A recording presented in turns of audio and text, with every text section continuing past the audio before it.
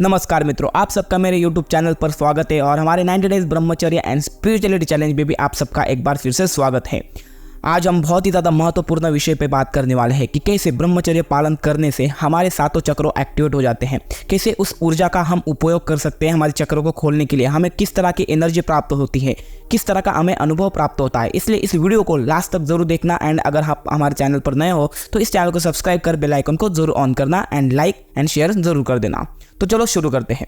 ब्रह्मचर्य का अर्थ सेक्स ऊर्जा को समझने की कोशिश करना है। यह समझने की कोशिश करना है कि यह आपके अस्तित्व में कैसे चलती है। यह समझने की कोशिश करना है कि यह आपको आनंद क्यों देती है। यह समझने की कोशिश करना है कि वास्तव में आनंद कहाँ से आता है, चाहे यह सेक्सुअल एक्टिविटी से आता है, सेक्सुअल लाइबरेशन से आता है, या यह कहाँ से आता है, कई और से। यदि आप एक सुपरवाइजर हो तो जल्द ही आपको एहसास होगा और पता चलेगा कि यह कई और से आ रहे हैं। जब आप संभोग में होते हो तो पूरे शरीर को एक गहरा झटका लगता है। यह एक सदमा है क्योंकि इतनी अधिक ऊर्जा निकलती है, पूरा शरीर झटके से कांप उठता है। उस सदमे में विचार बंद हो जाते हैं। यह बिल्कुल बिजली के झटके की तरह है। एक आदमी अगर पागल हो जाता है तो आप मनोचिकित्सक के पास उसे ले जाते हो और वह उसे बिजली का झटका देता है। किस लिए? क्योंकि अगर आप बिजली का झटका देते हैं तो एक पल के लिए जब झटका दिमाग से गुजरता है तो सब कुछ रुक जाता है। उदाहरण के लिए आप मुझे सुन रहे हैं, फिर भी विचार तो रहेंगे ही। तभी यहाँ अचानक बम फूटता है, तुरंत कोई ख्याल नहीं आएगा। एक सेकंड के लिए झटका इतना तेज होगा कि पूरी सिस्टम हमारी काम करना बंद कर देगी। बिजली का झटका पागलों को मदद करता है क्योंकि झटका एक विच्छेदन देता है। सदमे के बाद उन्हें याद ही नहीं रहता है कि वह इससे पहले क्या थे। अंतर, यदि वे पहले सोच रहे हैं कि वे घोड़े बन गए हैं। पागल कुछ भी बन सकते हैं। यदि वे सोच रहे हैं कि वे झटके से ठीक पहले घोड़े बन गए हैं तो सदमे के बाद उन्हें याद नहीं रहता कि वह विचार किससे था, वे जुनूनी थे। अब एक नया चक्र शुरू होता है। सदमा मदद करता है। Sexual energy is electrical like any other energy. सभी ऊर्जाएं विद्युत है और सेक्सुअल एनर्जी बायो इलेक्ट्रिसिटी है। यह आपके शरीर से निकलता है। सेक्स में तुम ऊर्जा पैदा करते हो। सेक्सुअल मोशन, कल्पना, इच्छा से आप ऊर्जा पैदा करते हो। सारी ऊर्जा मूलाधार काम केंद्र की ओर बढ़ती है, वही केंद्रित हो जाती है। फिर एक निर्माण आता है, फिर अचानक विस्फोट, पूरे शरीर में झटका, तब शांति मिलती है। यह शांति बहुत बड़ी कीमत पर है। आप बहुमूल्य जीवन ऊर्जा को व्यर्थ ही नष्ट कर रहे हो। ब्रह्मचर्य है पूरी घटना को समझना, क्या हो रहा है, और अगर झटके से तुम शांत हो जाते हो और तुम्हें खुशी की थोड़ी सी झलक मिल जाती है तो वह खुशी शाश्वत नहीं हो सकती है। यह केवल क्षणिक हो सकता है और जल्द ही ऊर्जा नष्ट हो जाएगी और फिर आप निराश हो जाओगे। नहीं, कुछ और खोजना होगा, कुछ शाश्वत का, कुछ ताकि आप आनंदित रहे। यह झटके से नहीं हो सकता, यह केवल ऊर्जा के रूपांतर के माध्यम से हो सकता है। दोस्तों, जब वही ऊर्जा ऊपर की ओर बढ़ती है तो आप ऊर्जा का एक बांध बन जाते हो। वही ब्रह्मचर्य है। तुम ऊर्जा एकत्रित करते रहते हो। जितना अधिक तुम संचय करते हो वह उतना ही ऊपर उठता है, ठीक एक बांध की तरह। अब बारिश होगी और पानी का स्तर और अधिक और अधिक और अधिक बढ़ जाएगा। लेकिन अगर रिसाव हो तो पानी का स्तर ऊपर ही नहीं जाएगा। अगर लीकेज हो तो पानी का स्तर ऊपर ही नहीं जाएगा। आपकी कामुकता आपके अस्तित्व का लीकेज है। यदि लीकेज नहीं है तो पानी का स्तर ऊंचा और ऊंचा और ऊंचा होता जाता है और एक क्षण आता है तब वह कई केंद्रों से होकर गुजरता है। सबसे पहले बात हारा की आती है। मूलाधार से यह दूसरे केंद्र पर आता है। उस केंद्र पर तुम्हें मृत्युहीनता की अनुभूति होती है। आप जागरूक हो जाते हो कि कुछ भी नहीं मरता, डर मिट जाता है। क्या आपने देखा है, जब भी आपको डर लगता है तो नाभि के ठीक पास कोई चीज आपको चोट पहुंचाती है। वह मृत्यु और मृत्युहीनता का केंद्र है। जब ऊर्जा उस केंद्र तक पहुंचती है, उस स्तर पर आती है, तो आप मृत्युहीन महसूस करते हैं। यदि कोई तुम्हें मार भी डाले तो तुम्हें पता चल जाता है कि तुम्हें नहीं मारा जा रहा है, तुम मर ही नहीं सकते।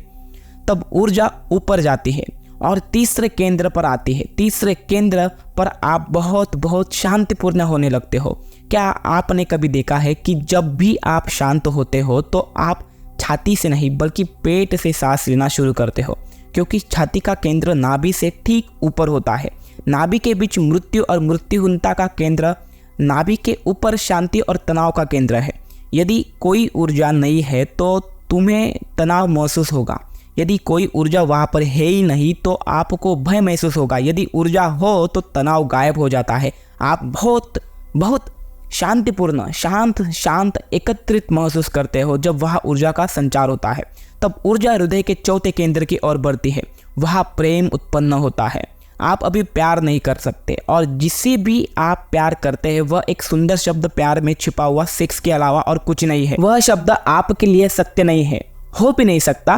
प्रेम तभी संभव है जब ऊर्जा हृदय के चौथे केंद्र तक पहुंचती है। अचानक तुम प्रेम में हो जाते हो, संपूर्ण अस्तित्व के प्रेम में, हर चीज के प्रेम में। आप प्यार में है तब ऊर्जा पांचवें केंद्र गले में चली जाती है। वह केंद्र मौन का केंद्र है। मौन विचार, चिंतन, वाणी, वाक अवाक दोनों है। अभी आपको गला सिर्फ बोलने का काम करता है, यह नहीं जानता है कि मौन में कैसे कार्य करना है, मौन में कैसे जाना है। जब ऊर्जा अपने पास आती है तो अचानक आप शांत हो जाते हैं। ऐसा नहीं है कि आप कोई प्रयास करते हैं, ऐसा नहीं है कि आप अपने आप को चुप रहने के लिए मजबूर करते हैं। आप अपने आप को चुप मौन से भरा हुआ पाते हैं। भले ही आपको बोलना पड़े, आपको प्रयास करना होगा। आपकी आवाज़ संगीतमय हो जाती है। आप जो भी कहते हैं वह कविता बन जाता है। आपके शब्दों में जीवन की एक सूक्ष्म चमक बन जाती है। आपके शब्द उनके भीतर, उनके चारों ओर सन्नाटा ले आते हैं। दरअसल आपकी खामोशी आपके शब्दों से ज़्यादा गहरी हो जाती है। तब ऊर्जा छठे केंद्र, तीसरी आंख की ओर जाती है। वहाँ तुम्हें प्रकाश मिलता है, जागरूकता, चेतना। यही वह बिंदु है जहाँ नींद घटित होती है, जहाँ सम्मोहन घटित होता है। क्या आपने कोई सम्मोहनकर्ता को देखा है? वह कहते हैं कि अपनी आंखों को एक बिंदु पर स्थिर करो। जब आप अपनी दोनों आंखों को एक बिंदु पर स्थिर करते हैं तो आपकी तीसरी आंख नींद में चली जाती है। वह तो बस तीसरी आंख में नींद पैदा करने की एक तरकीब है। जब ऊर्जा तीसरी आंख तक पहुंचती है तो आप प्रकाश से भरपूर महसूस करते हैं।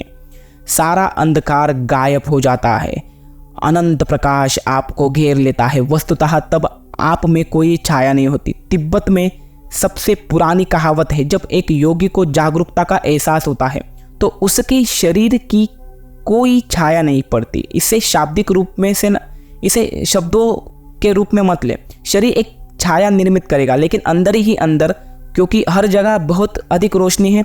बिना स्रोत के प्रकाश, यदि प्रकाश स्रोत के साथ है तो छाया होगी। स्रोत के बिना प्रकाश कोई छाया नहीं हो सकती।